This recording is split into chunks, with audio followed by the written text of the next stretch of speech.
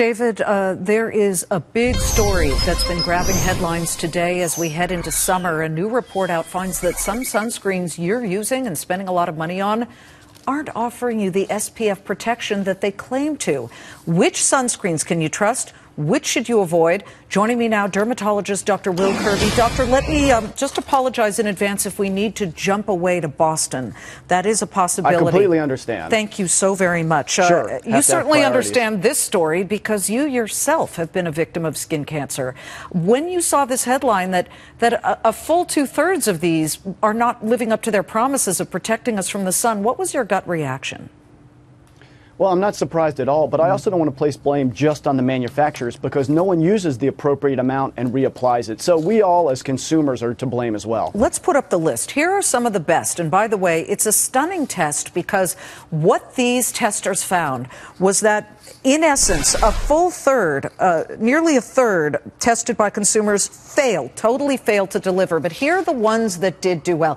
You know, the pink copper tone bottle, a lot of people buy that for their kids. I was so glad to see that because I buy it too. But La Roche, these are the higher end. That's a 60 melt-in sunscreen. Vichy, as I mentioned, copper tone, Banana Boat, L'Oreal, and Equate. What's so special about these? Is it that they have more of the important factor within them or they're just made differently? Well, both. It's a huge discrepancy in the marketplace as to the contents of sunscreen. So dermatologists will tell you that we prefer blocks, physical blocks, titanium dioxide, zinc oxide. Those are the single best way to avoid UV radiation. But a lot of manufacturers use screens, and screens aren't as effective. So as you go down that list, you see less and less effective products, and you shouldn't be surprised by that. There's a lot of different products in the marketplace. Now let me put up the worst, and if any of you have spent money on these, according to the tests, these are not worth it. There's Vanicream, Goddess. I haven't heard of some of these, David. I don't know if you have, but Alligator. What I don't see in here is the one that I love, and by the way, I obviously have very fair skin. I've got the light eyes and the red hair. I love Neutrogena SPF 100, but then I read that's a joke too. You can't say that anything is going to block 100.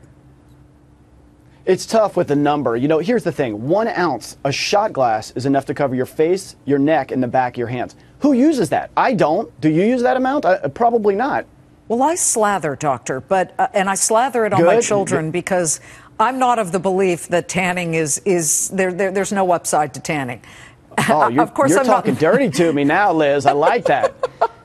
Oh, my goodness. Well, pale is the new tan. That's what we say in my household. Good. What are you saying, though, to do? Double the shot glass? Well, no. Well, barrier protection is best, and that means hat, glasses, umbrella, staying in the shade and not going out in the sun between the hours of 10 and 4. That's the single best thing you can do. And I know a lot of your viewers today, they're going, oh, you know, we got this dermatologist on here. This is kind of pales in comparison to the news of the day. But nothing is important until it's important. And if you get a skin cancer on your body, you're going to wish you had listened to this segment a whole lot more closely. So barrier protection first and broad spectrum sunscreen second. That's the single best thing you can do. But use the appropriate amount. A shot glass is enough for your face, your neck, and your hands. Okay, doctor, thank you. And your skin looks great. So Liz, the pleasure's all mine. Thank you. Dr. Will Kirby. Dr. Will Kirby. And we'll put up on the Facebook page both the winners and losers of that test. Let's bring in John Laura.